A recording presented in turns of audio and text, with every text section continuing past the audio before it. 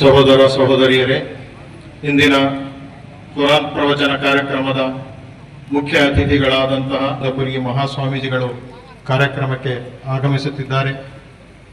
ಪುರುಷೋತ್ತಮಾನಂದಪುರಿ ಮಹಾಸ್ವಾಮೀಜಿಗಳು. ನೀನು ಅವರ ಮೇಲೆ, ಓ ನನ್ನ ಪ್ರಭು, ಇವರು ನನ್ನ ಚಿಕ್ಕಂದಿನಲ್ಲಿ ದಯಾ ವಾತ್ಸಲ್ಯಗಳಿಂದ ನನ್ನ ಸಾಕಿದಂತೆಯೇ ನೀನು ಅವರ ಮೇಲೆ ಕೃಪೆ ತೋರು ಎಂದು ಪ್ರಾರ್ಥಿಸಿರಿ. ನಿಮ್ಮ ಅಂತರಂಗದಲ್ಲಿ ಏನಿದೆ ಎಂಬುದನ್ನು ನಿಮ್ಮ ಪ್ರಭು ಚೆನ್ನಾಗಿ ಬಲ್ಲನು. ನೀವು ಸಜ್ಜನರಾಗಿ ಬಾಳಿಕೊಂಡಿದ್ದರೆ ತಮ್ಮ ಅಪರಾಧಗಳ ಬಗ್ಗೆ ಜಾಗೃತರಾಗಿ ದಾಸ್ಯ ಆರಾಧನೆಯ ಕಡೆಗೆ ಮರಳಿ ಬರುವಂತಹ ಸರ್ವರನ್ನು ಅವನು ಕ್ಷಮಿಸುವವನಾಗಿರುತ್ತಾನೆ. ಸಂಬಂಧಿಕನಿಗೆ ಅವನ ಹಕ್ಕನ್ನು, ದರಿದ್ರನಿಗೂ ಪ್ರಯಾಣಿಕನಿಗೂ ಅವನವನ ಹಕ್ಕನ್ನು ಕೊಡಿರಿ. ದುಂದು ವೆಚ್ಚ ಮಾಡಬೇಡಿರಿ. ದುಂದುಗಾರರು ಶೈತಾನನ ಸಹೋದರರಾಗಿರುತ್ತಾರೆ ಮತ್ತು ಶೈತಾನನು ತನ್ನ ಪ್ರಭುವಿಗೆ ಕೃತಜ್ಞನು. ಧನ್ಯವಾದಗಳು. ಪರಮ ದಯಾಮಯನು ಕರುಣಾನಿಧಿಯೂ ಆದ ಅಲ್ಲಾಹನ ನಾಮದಿಂದ ನಮ್ಮ ನಿಮ್ಮೆಲ್ಲರ ಮೇಲೆ ಅಲ್ಲಾಹನ ಶಾಂತಿ ಇರಲಿ. ವಿಶ್ವ ಶಾಂತಿಯ ಹರಿಕಾರ ಪ್ರವಾದಿತೋ ಹರ ಸಂದೇಶ, ಮಾನವ ಕುಲಕ್ಕೆ ಹೊಂಬೆಳಕು. ವಿಶ್ವ ಶಾಂತಿಯ ಹರಿಕಾರ ಪ್ರವಾದಿತೋ ಹರ ಸಂದೇಶ, ಮಾನವ ಕುಲಕ್ಕೆ ಹೊಂಬೆಳಕು. ಮರ್ದಿತ ಜನರ ಧ್ವನಿಯಾಗಿ ಶೋಷಿತ ವರ್ಗದ ನೆರಳಾದ ನಾಯಕ ವಿಶ್ವ ವಿಮೋಚಕ. ವಿಶ್ವ ಶಾಂತಿಯ ಹರಿಕಾರ ಪ್ರವಾದಿತೋ ಹರ ಸಂದೇಶ, ಮಾನವ ಕುಲಕ್ಕೆ ಹೊಂಬೆಳಕು. ಮರ್ದಿತ ಜನರ ಧ್ವನಿಯಾಗಿ ಶೋಷಿತ ವರ್ಗದ ನೆರಳಾದ ನಾಯಕ ವಿಶ್ವ ವಿಮೋಚಕ. ವೇತನ ನೀಡು ಮನುಜ, ವಿವರಾರುವ ಮುನ್ನ ಕಾರ್ಮಿಕನ ಸಾರಿದ ಗುರುವರ್ಯ. ವೇತನ ನೀಡು ಮನುಜ, ವಿವರಾರುವ ಮುನ್ನ ಕಾರ್ಮಿಕನ ಸಾರಿದ ಗುರುವರ್ಯ. ದುರಾಸೆಯ ತೊರೆದು ಧನವ ಬಡಬಗ್ಗರಿಗಿಲ್ಲಿ ಹಂಚುತ್ತಿರು ಸಂಪತ್ತಿಗೆ ಶೃಂಗಾರ. ಸಂಪತ್ತಿಗೆ ಶೃಂಗಾರ, ಸಮೃದ್ಧಿಯ ಸಿಂಗಾರ. ಮರ್ದಿತ ಜನರ ಧ್ವನಿಯಾಗಿ ಶೋಷಿತ ವರ್ಗದ ನೆರಳಾದ ನಾಯಕ ವಿಶ್ವ ವಿಮೋಚಕ. ವಿಶ್ವ ಶಾಂತಿಯ ಹರಿಕಾರ ಪ್ರವಾದಿತೋ ಹರ ಸಂದೇಶ, ಮಾನವ ಕುಲಕ್ಕೆ ಹೊಂಬೆಳಕು. ದೇವನ ಮುಂದೆ ಶಿರಬಾಗು, ಮಾತಾ ಪಿತರ ಸೆರೆಯಾಗು ಸ್ವರ್ಗದ ಅಡಿಪಾಯ. ದೇವನ ಮುಂದೆ ಶಿರಬಾಗು, ಮಾತಾ ಪಿತರ ಸೆರೆಯಾಗು ಸ್ವರ್ಗದ ಅಡಿಪಾಯ. ಬಡವರ ಸೇವೆಗೆ ಅಣಿಯಾಗು, ದೇವರ ಕೃಪೆಗೆ ಋಣಿಯಾಗು. ತೋಹರ ಸಂದೇಶ, ತೋಹರ ಸೂಲರ ಸಂದೇಶ, ಲೋಕ ಪ್ರವಾದಿಯ ಸಂದೇಶ. ಮರ್ದಿತ ಜನರ ಧ್ವನಿಯಾಗಿ ಶೋಷಿತ ವರ್ಗದ ನೆರಳಾದ ನಾಯಕ ವಿಶ್ವ ವಿಮೋಚಕ. ವಿಶ್ವ ಶಾಂತಿಯ ಹರಿಕಾರ ಪ್ರವಾದಿತೋ ಹರ ಸಂದೇಶ, ಮಾನವ ಕುಲಕ್ಕೆ ಹೊಂಬೆಳಕು. ಎಷ್ಟೇ ಕಹಿಯಾದರೂ ಸರಿ ಸತ್ಯವ ಮಾತ್ರ ನುಡಿ ಎಂದ ಮಾದರಿ ನಾಯಕ. ಎಷ್ಟೇ ಕಹಿಯಾದರೂ ಸರಿ ಸತ್ಯವ ಮಾತ್ರ ನುಡಿ ಎಂದ ಮಾದರಿ ನಾಯಕ.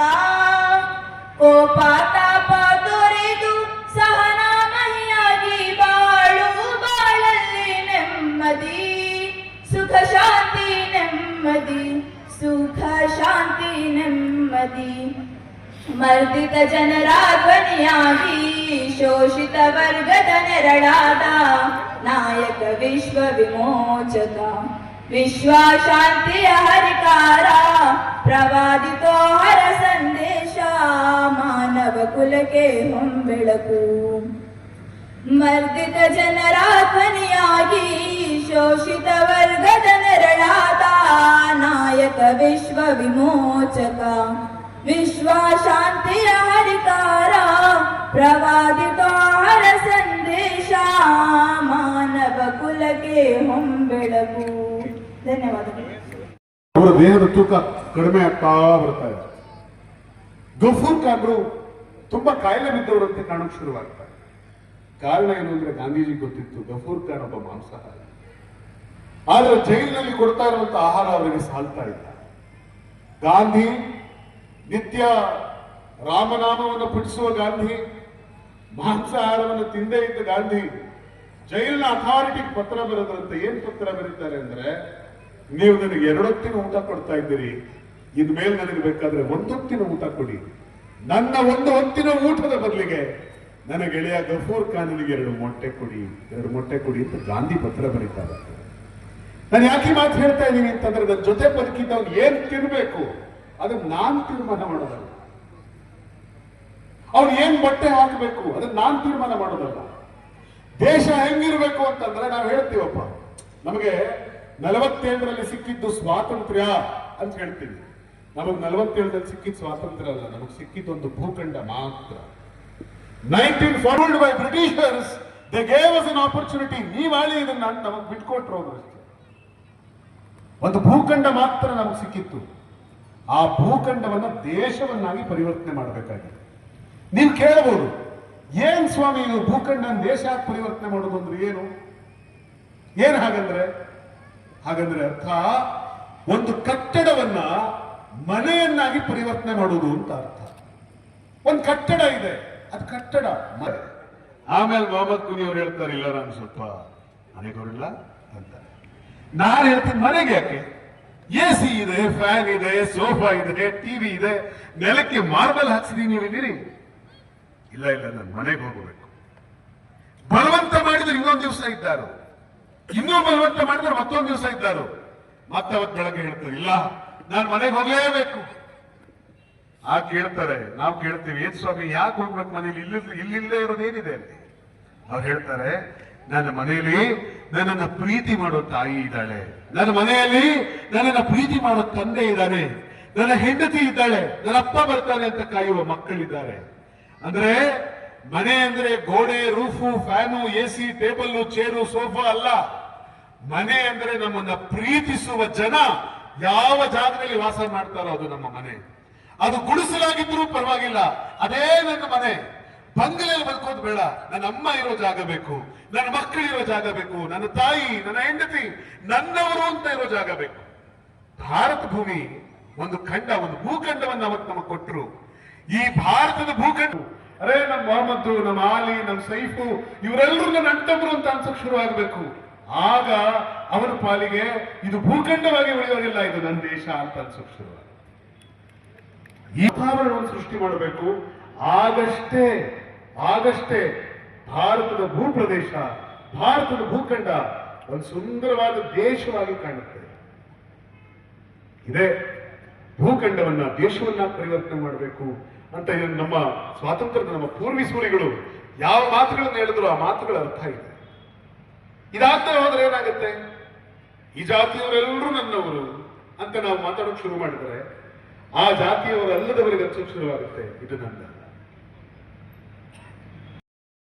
ಇಂಜಿನಿಯರ್ ಆಗ್ಬೇಕು, ಟೀಚರ್ ಆಗ್ಬೇಕು, ಪ್ರೊಫೆಸರ್ ಆಗ್ಬೇಕು, ಮಾಸ್ಟರ್ ಆಗ್ಬೇಕು, ಪೊಲೀಸ್ ಅಧಿಕಾರಿ ಆಗ್ಬೇಕು, ನನ್ನ ಮಗ ಸಾಧ್ಯ ಆದ್ರೆ IAS ಆಗ್ಬೇಕು, KS ಆಗ್ಬೇಕು, ಸಾಧ್ಯ ಆದ್ರೆ ನಮ್ಮ ಶ್ರೀನಿವಾಸ್ ಅವ್ರ ತರ MLA ಆಗ್ಬೇಕು, ಸಿದ್ದರಾಮಯ್ಯ ಅವ್ರ ತರ ಮುಖ್ಯಮಂತ್ರಿ ಆಗ್ಬೇಕು, ಅಥವಾ ಇನ್ಯಾರ ತರ ನಾವು ಪ್ರಧಾನಮಂತ್ರಿ ಆಗ್ಬೇಕು, ದ್ರೌಪದಿ ಮುರ್ಮು ತರ ರಾಷ್ಟ್ರಪತಿ ಆಗ್ಬೇಕು ಅನ್ನೋಂಥ ಕನಸು ತಳ ಸಮುದಾಯದ ಜನಗಳಿಗೆ ಬಂದಿದ್ರೆ, ಈ ಕನಸನ್ನು ನಮಗೆ ಕೊಟ್ಟಿದ್ದು ಯಾರು ಗೊತ್ತೇ? ಈ ಕನಸನ್ನು ನಮಗೆ ಕೊಟ್ಟಿದ್ದು ಅಂಬೇಡ್ಕರ್ ಬರೆದ ಸಂವಿಧಾನ ನಮಗೆ ಕೊಟ್ಟಿರುವಂತ ಅಧಿಕಾರ. ಈ ಸಂವಿಧಾನ ಇಲ್ಲದೆ ಹೋಗಿದ್ರೆ ಈ ತಳ ಸಮುದಾಯದ ಜನಗಳಿಗೆ ಈ ಕನಸೇ ಸಿಗ್ತಾ ಇದೆ. ಹೀಗಾಗಿ ಈ ಕನಸನ್ನ ಕಿತ್ಕೊಳ್ಳೋ ಪ್ರಯತ್ನಕ್ಕೆ ಇವರು ಮಾಡ್ತಾ ಇದ್ದಾರೆ. ಅಂಬೇಡ್ಕರ್ ಸಂವಿಧಾನ ಏನು ಅದ್ಭುತವಾಗಿದೆ, ನೀವು ಆ ಪ್ರಿಯಾಂಬಲ್ ಅನ್ನ ನೋಡಿದ್ರೆ ಆಶ್ಚರ್ಯ ಆಗುತ್ತೆ. ಇಡೀ ಸಂವಿಧಾನದ ಸಾರಾಂಶ ಆ ಪ್ರಿಯಾಂಬಲ್ ನ ಒಳಗಡೆ ಇದೆ.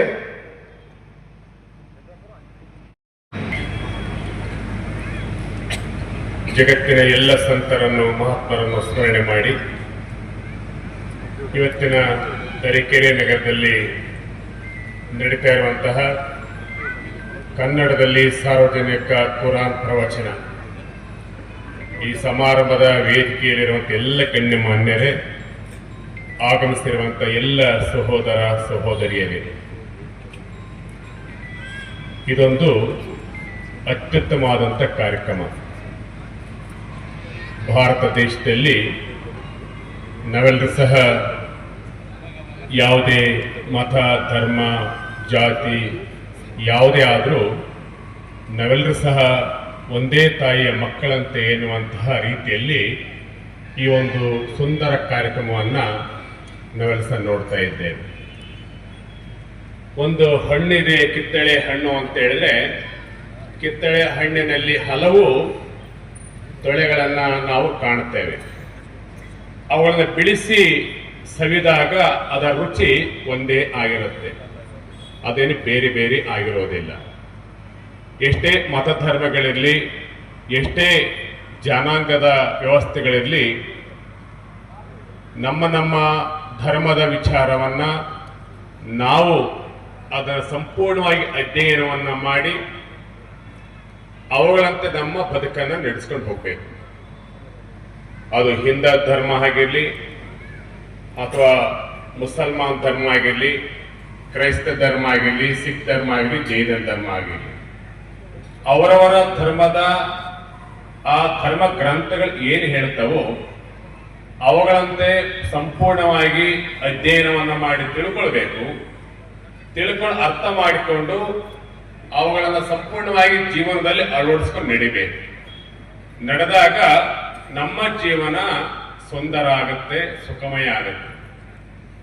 ಯಾವ ಧರ್ಮದ ಗ್ರಂಥಗಳು, ಧರ್ಮಾಚಾರ್ಯರು, ಪ್ರವಾದಿಗಳು ಯಾವ ಧರ್ಮವನ್ನು ಸಹ ವಿರೋಧಿಸಿಲ್ಲ, ಯಾರನ್ನು ದ್ವೇಷ ಮಾಡಲಿಲ್ಲ. ಸ್ವಧರ್ಮ ನಿಷ್ಠೆಯಲ್ಲಿ ಪರಧರ್ಮ ಸಹಿಷ್ಣುತೆ ಇರಲಿ ಅಂತೇಳಿ ನಾವು ಹೇಳ್ತೇವೆ. ನಮ್ಮ ಧರ್ಮದಲ್ಲಿ ನಮಗೆ ನಿಷ್ಠೆ ಇರಬೇಕು, ಶ್ರದ್ಧೆ ಇರಬೇಕು, ನಂಬಿಕೆ ಇರಬೇಕು. ಹಾಗಂತ ಬೇರೆ ಧರ್ಮೀಯರನ್ನ, ಇತರ ಧರ್ಮೀಯರನ್ನು ನಾವು ದ್ವೇಷ ಮಾಡಬಾರ್ದು, ಅವರಿಗೆ ಕೆಟ್ಟದ್ದನ್ನ ಮಾಡಬಾರ್ದು. ಈಗಾಗಲೇ ಮೊದಲಿಗೆ ಮಾತನಾಡುವಾಗ ಕುರಾನ್ನ ಕೆಲವೊಂದು ವಿಚಾರಗಳನ್ನ ಹೇಳ್ತಾ ಇರುವಾಗ ನೀವೆಲ್ಲ ಸಹ ಕೇಳಿದ್ದೀರಿ.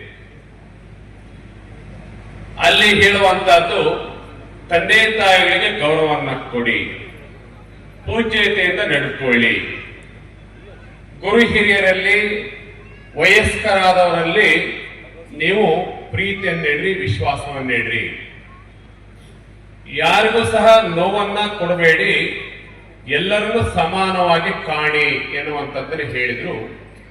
ಹಾಗೆ ಪ್ರಾರ್ಥನೆಯನ್ನು ಮಾಡುವಾಗಲೂ ಸಹ ಪ್ರಾರ್ಥನೆಯನ್ನು ಕೇಳಿದ್ವಿ. ಆ ಪ್ರಾರ್ಥನೆಯಲ್ಲೂ ಸಹ ಅದೇ ರೀತಿಯಾಗಿ ನಾವೆಲ್ಲರೂ ಸಹ ಭಗವಂತನ ಮಕ್ಕಳು. ಆ ದೇವರು ಭಗವಂತ ಎಲ್ಲವ ಜಗತ್ತನ್ನ ಸೃಷ್ಟಿ ಮಾಡಿ ಎಲ್ಲ ಜೀವಕೋಟಿಗಾಗಿ, ನಮ್ಮೆಲ್ಲರಿಗಾಗಿ ನಿರ್ಮಾಣ ಮಾಡಿದ್ದಾನೆ. ಆ ದೇವರಿಗೆ ನಾವು ಸಹ ಇವುಗಳನ್ನು ಅನುಭವಿಸ್ಕೊಂಡೇ ಹೋಗ್ತೇವೆ. ಭೂಮಿ ಯಾವುದು ಭೇದವನ್ನು ಮಾಡಲಿಲ್ಲ. ಭೂಮಿಯಲ್ಲಿ ಎಲ್ಲ ಜೀವಕೋಟಿ ಏನು ಜಗತ್ತಿನಲ್ಲಿದೆ ಎಲ್ಲರೂ ಜೀವಿಸ್ತಾ ಇದ್ದೇವೆ. ಇಂಥವರಿಗೆ ಕೊಡಬೇಕು, ಇಂಥವರೇ ಇರಬೇಕು ಅಂತೇಳಿ ಭೂಮಿ ಯಾವುದೇ ಭೇದವನ್ನ ಮಾಡಲಿಲ್ಲ. ಇಂಥವರಿಗೆ ಕೊಡಬೇಕು, ಇಂಥವರೇ ಕುಡಿಬೇಕು, ಇಂಥವ್ರು ಬಳಸಬಾರದು ಅಂತೇಳಿ ನೀರು ಯಾವುದೇ ಭೇದವನ್ನ ಮಾಡಲಿಲ್ಲ. ವಾಯು ಗಾಳಿ ಇದೆ, ಆ ಗಾಳಿಯು ಸಹ ಪ್ರತಿಯೊಬ್ಬರು ನಾವು ಆ ಗಾಳಿಯಿಂದ ಜೀವಿಸ್ತಾ ಇದ್ದೇವೆ. ಯಾರು ಇಂಥವರೇ ಇದನ್ನ ಕುಡಿಬೇಕು, ಇಂಥವರು ತಗೋಬಾರದು ಅಂತೇಳಿ ಎಲ್ಲಿಯೂ ಸಹ ಭೇದವನ್ನ ಮಾಡಲಿಲ್ಲ. ಹಾಗೆ ಆಕಾಶ ಅಂತ ಏನು ಬಯಲು ಅಂತ ಕರೀತೇವೆ, ಎಲ್ಲರೂ ಆಕಾಶದಲ್ಲಿ ಈ ಬಯಲಲ್ಲಿ ಜೀವಿಸ್ತಾ ಇದ್ದೇವೆ, ಯಾರಿಗೂ ನಾನು ಕೊಡುವುದಿಲ್ಲ ಅಂತ ಹೇಳಲಿಲ್ಲ. ಸೂರ್ಯ ಎಲ್ಲರಿಗೂ ಬೆಳಕನ್ನ ಕೊಡುವಂತ ಸೂರ್ಯ ಎಲ್ಲರಿಗೂ ಸಮಾನವಾಗಿ ಎಲ್ಲರಿಗೂ ಕೊಡ್ತಾ ಇದ್ದಾನೆ, ಯಾರು ಇಂಥವ್ರಿಗೆ ಕೊಡಬೇಕಿದ್ದರೆ ಕೊಡೋದಿಲ್ಲ ಅಂತ ಹೇಳಲಿಲ್ಲ.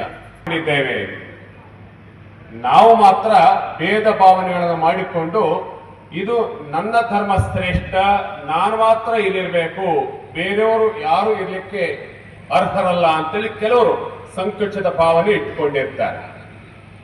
ಹಾಗೇನೂ ಇಲ್ಲ. ಧರ್ಮ ಗ್ರಂಥಗಳಲ್ಲಿ ಕುರಾನ್ನಲ್ಲಿ ಹೇಳಿರುವುದು ಎಲ್ಲರ ಒಳಿತಿಗಾಗಿ ಹೇಳಿರುವಂತಹದ್ದು,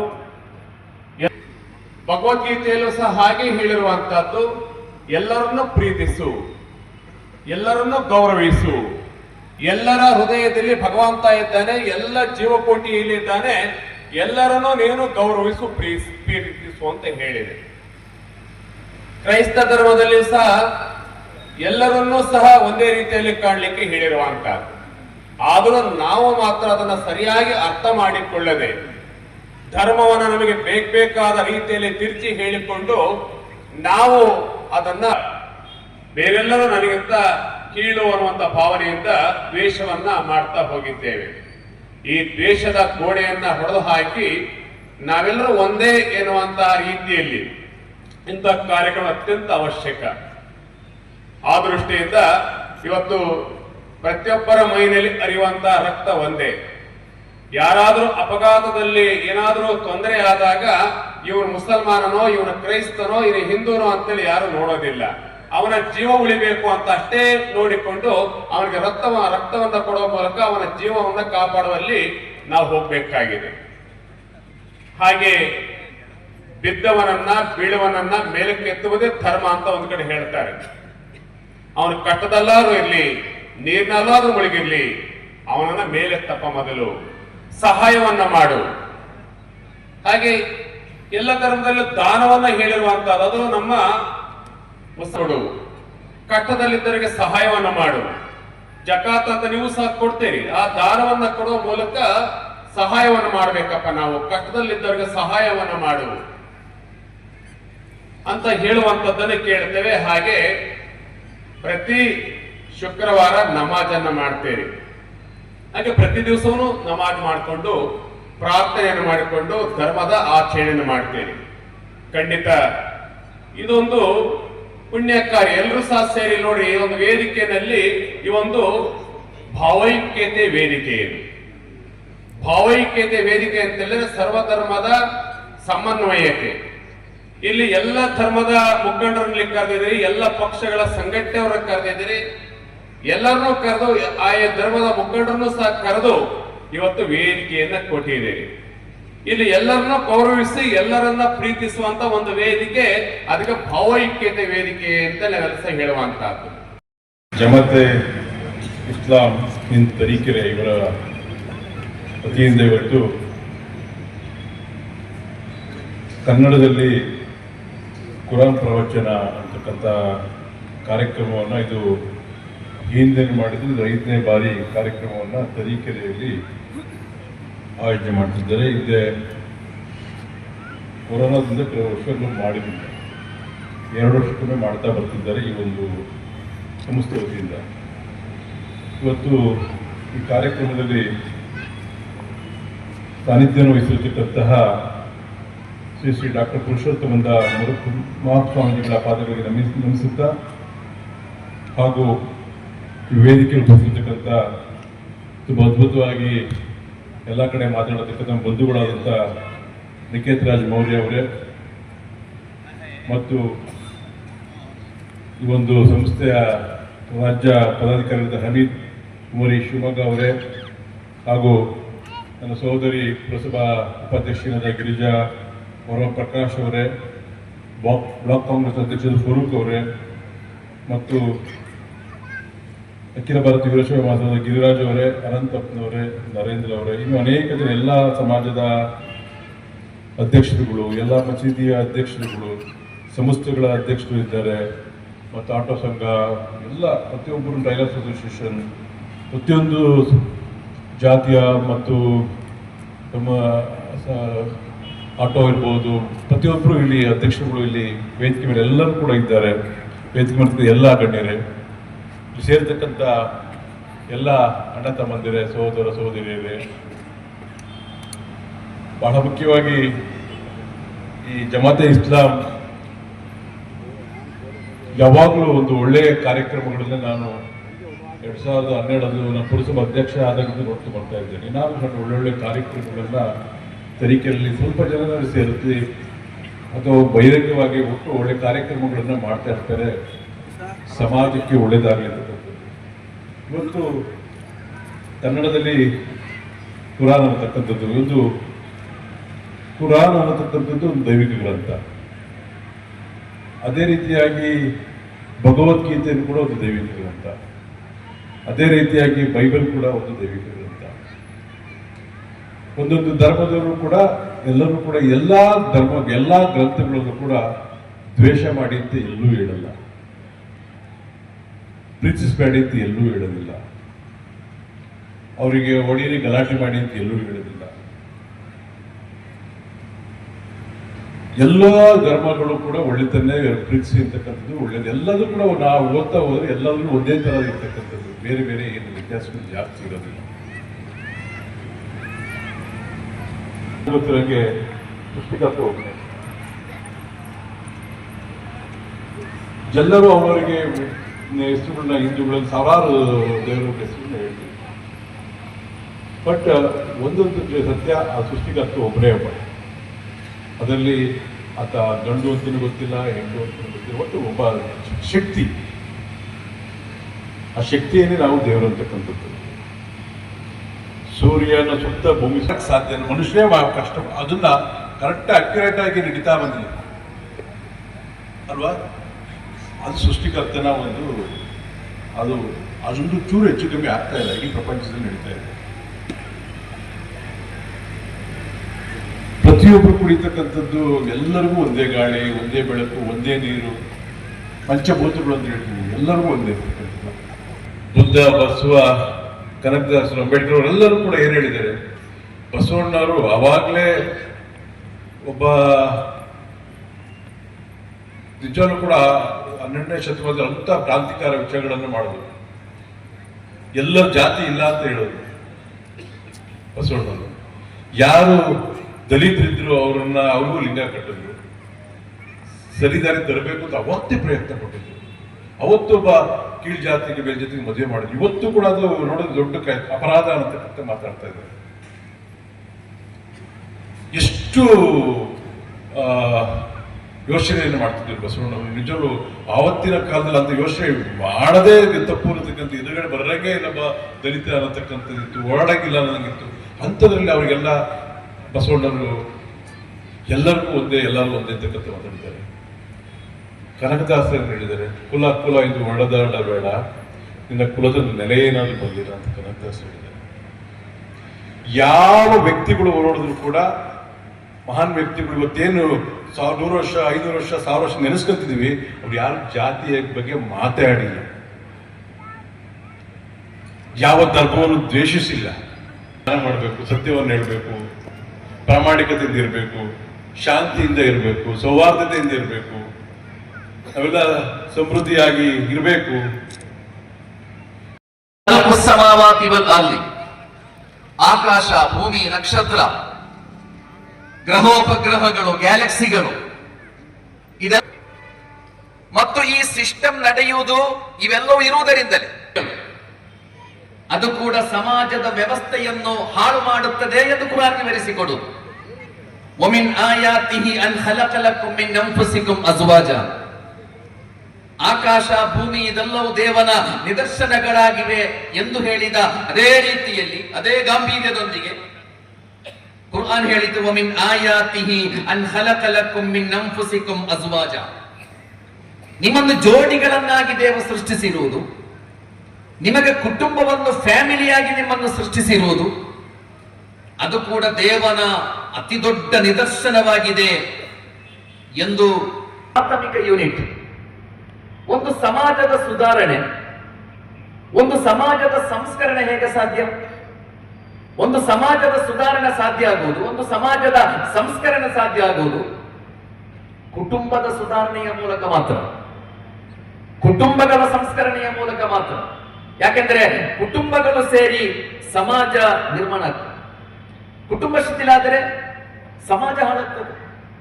ಕೌಟುಂಬಿಕ ವ್ಯವಸ್ಥೆ ದುರ್ಬಲ ಆದರೆ ಸಮಾಜದಲ್ಲಿ ಅರಾಜಕತೆ ಸೃಷ್ಟಿಯಾಗ್ತದೆ. ನಮ್ಮ ಕಾಲ ಲಿಬರಲಿಸಂನ ಕಾಲ, ಯಾವ ಮೌಲ್ಯಗಳಿಗೂ ಬೆಲೆ ಇಲ್ಲದ ಕಾಲ. ಮನುಷ್ಯ ಏನು ಆಗ್ಬಹುದು, ಮನುಷ್ಯ ಹೇಗೆ ಬೇಕಾದರೂ ಬದುಕಬಹುದು. ಯಾವ ಮೌಲ್ಯ ಪಾಲಿಸಬೇಕಾಗಿಲ್ಲ ಎಂದು ಮಾತ್ರ ಅಲ್ಲ, ಮೌಲ್ಯಗಳು ಅಪಮಾನಿಸಲ್ಪಡುವ ಕಾಲ ಇದು. ಪುರುಷರು ಪುರುಷರನ್ನೇ ಮದುವೆಯಾಗುವುದು, ಮಹಿಳೆಯರನ್ನೇ ಮದುವೆಯಾಗುವುದು, ಹೋಮೋಸೆಕ್ಸುವಾಲಿಟಿ, ಹೀಗೆ ಅದು ನಡೀತಾ ಇದೆ ಎಂದು ಮಾತ್ರ ಅಲ್ಲ, ಸಮಾಜದಲ್ಲಿ ಅದಕ್ಕೆ ಸಿಗುವ ಅಂಗೀಕಾರ, ಸಮಾಜದಲ್ಲಿ ಅದಕ್ಕೆ ಸಿಗುವಂತಹ ಮನ್ನಣೆ, ಹೀಗೆ ಮನುಷ್ಯ ಹೇಗೂ ಆಗ್ಬಹುದು ಏನೂ ಆಗಬಹುದು ಎಂಬ ಒಂದು ಲಿಬರಲಿಸಂನ ಕೌಟುಂಬಿಕ ವ್ಯವಸ್ಥೆಯ ಮೇಲೆ, ಕುಟುಂಬದ ಸಿಸ್ಟಮ್ನ ಮೇಲೆ ಜಗತ್ತಿನಲ್ಲಿ ಎಲ್ಲವೂ ವ್ಯಾಪಾರ. ಯಾರು ಅಪ್ಪನನ್ನು ಕಳಕೊಂಡಿದ್ದಾನೋ ಅವನಿಗೆ ಅನಾಥ ಅಂತ ಹೇಳು, ಯಾರು ಅಮ್ಮನನ್ನು ಕಳಕೊಂಡಿದ್ದಾನೋ ಅವನಿಗೆ ಅನಾಥ ಅಂತ ಹೇಳು. ಆದರೆ ಅವರಿಗಿಂತ ದೊಡ್ಡ ಅನಾಥರಿದ್ದಾರೆ ಇವತ್ತು ಸಮಾಜದಲ್ಲಿ. ಅಪ್ಪ ಯಾರು ಎಂದು ಗೊತ್ತಿಲ್ಲದ ಮಕ್ಕಳು, ನನ್ನ ಅಮ್ಮ ಯಾರು ಎಂದು ಗೊತ್ತಿಲ್ಲದ ಮಕ್ಕಳು, ಅವರು ಈ ಸಮಾಜದ ಅತಿ ದೊಡ್ಡ ಅನಾಥರಾಗಿ ಇವತ್ತು ಜಗತ್ತಿನಾದ್ಯಂತ ತಂದೆ ಯಾರು ಎಂದು ಗೊತ್ತಿಲ್ಲದ, ಅಮ್ಮ ಯಾರು ಎಂದು ಗೊತ್ತಿಲ್ಲದ ಒಂದು ತಲೆಮಾರು ಬೆಳೆಯುತ್ತಾ ಇದೆ. ನಿಮಗೆ ಗೊತ್ತಿರಬೇಕು, ಆ ತಲೆಮಾರಿನ ಬೆಳವಣಿಗೆ ಅತ್ಯಂತ ಆತಂಕಕಾರಿಯಾದದ್ದು. ಇವತ್ತು ಸಮಾಜದಲ್ಲಿ ನಮ್ಮ ಯುವಕರು ಮದುವೆಗೆ ಸಿದ್ಧರಾಗ್ತಾ ಇಲ್ಲ. ಕುಟುಂಬ ಅಂದರೆ ನಮ್ಮ ಮಕ್ಕಳು ಹೆದರ್ತಾ ಇದ್ದಾರೆ.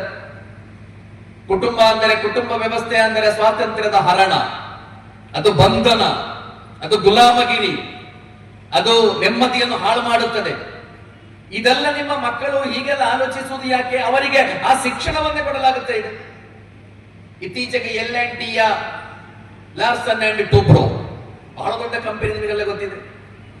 ಅದರ ಅಧ್ಯಕ್ಷರು ಒಂದು ಸ್ಟೇಟ್ಮೆಂಟ್ ಕೊಟ್ಟಿದ್ರು, ನೀವು 90 ಗಂಟೆ ಕೆಲಸ ಮಾಡಬೇಕು, ವಾರಾಂತ್ಯದಲ್ಲೂ ನೀವು ಕೆಲಸ ಮಾಡಬೇಕು, ಎಷ್ಟು ನೀವು ನಿಮ್ಮ ಹೆಂಡತಿಯ ಮುಖವನ್ನು ನೋಡ್ತಾ ಕೂತ್ಕೊಳ್ತೀರಿ ಅಂತ ಕೇಳುವುದು ಒಬ್ಬ ದೊಡ್ಡ ಮನುಷ್ಯ ಅನಿಸಿಕೊಂಡವರು. ಎಷ್ಟು ನೀವು ನಿಮ್ಮ ಹೆಂಡತಿ ಎಷ್ಟು ಹೊತ್ತು ನಿಮ್ಮ ಮುಖವನ್ನು ನೋಡ್ತಾ ಇರಬೇಕು ಅಂತ ಬಹಿರಂಗವಾಗಿ ನಿರ್ಲಜ್ಜೆಯಿಂದ ಮಾತಾಡುವುದು. ಸಹೋದರ, ನಿಮಗೆ ಗೊತ್ತಿರಬೇಕು, ಅದು ಒಂದು ಅನ್ಎಕ್ಸ್ಪೆಕ್ಟೆಡ್ ಸ್ಟೇಟ್ಮೆಂಟ್ ಅಲ್ಲ, ಅದು ಒಂದು ಸಂಸ್ಕಾರ, ಅದೊಂದು ಸಂಸ್ಕಾರ. ಆ ಸಂಸ್ಕಾರವನ್ನು ವ್ಯಾಪಕಗೊಳಿಸಲಾಗುತ್ತಾ ಇದೆ. ಸಂಬಂಧಗಳಿಲ್ಲದ, ನಿಮಗೆ ಸುಖ ಬೇಕೋ ಮಾರ್ಕೆಟಿನಲ್ಲಿ ಸಿಗ್ತದೆ, ನಿಮಗೆ ಪ್ರೀತಿ ಬೇಕೋ ಮಾರ್ಕೆಟಿನಲ್ಲಿ ಸಿಗ್ತದೆ, ದುಡ್ಡು ಕೊಟ್ಟರೆ ಸಿಗ್ತದೆ, ನಿಮಗೆ ಪರಿಪಾಲನೆ ಬೇಕೋ ಮಾರ್ಕೆಟಿನಲ್ಲಿ ಸಿಗ್ತದೆ, ಸೆಕ್ಸ್ ಬೇಕೋ ಎಲ್ಲೋ ನಿಮಗೆ ಮಾರ್ಕೆಟಿನಲ್ಲಿ ಸಿಗ್ತದೆ. ಈ ಭೌತಿಕವಾದಿಗಳ, ಆಧುನಿಕರು ಎನಿಸಿಕೊಂಡವರ ದೃಷ್ಟಿಕೋನದಲ್ಲಿ ನಿಮ್ಮ ಮನೆಯಲ್ಲಿ ಒಂದು ಅಂಗವಿಕಲ ಮಗು ಹುಟ್ಟಿದ್ರೆ ಅದನ್ನು ಕೊಂದು ಬಿಡಬೇಕು ಅಂತ ಅವರು ಹೇಳು, ಭಾರ ಅದು ಅಂತ. ಆದ್ರೆ ಮನುಷ್ಯತ್ವ ಇರುವ ನನಗೆ ಮತ್ತು ನಿಮಗೆ ಒಂದು ಅಂಗವಿಕಲ ಮಗು ಹುಟ್ಟಿದ್ರೆ, ಒಬ್ಬ ಬುದ್ಧಿಮಾನ್ಯ ಮಗು ಹುಟ್ಟಿದ್ರೆ ನಾವು ಅದನ್ನು ಅತಿ ಹೆಚ್ಚು ಪ್ರೀತಿಸ್ತೇವೆ. ಅಂಗವಿಕಲ ಮಕ್ಕಳ ಅಪ್ಪನೊಂದಿಗೆ ಕೇಳಿ ನೋಡಿ, ಅವರ ತಾಯಿ ಅತಿ ಹೆಚ್ಚು ಪ್ರೀತಿಸುವುದು ಬುದ್ಧಿಮಾನ್ಯತೆ ಇರುವ ಮಗನನ್ನು, ಮಗಳನ್ನು.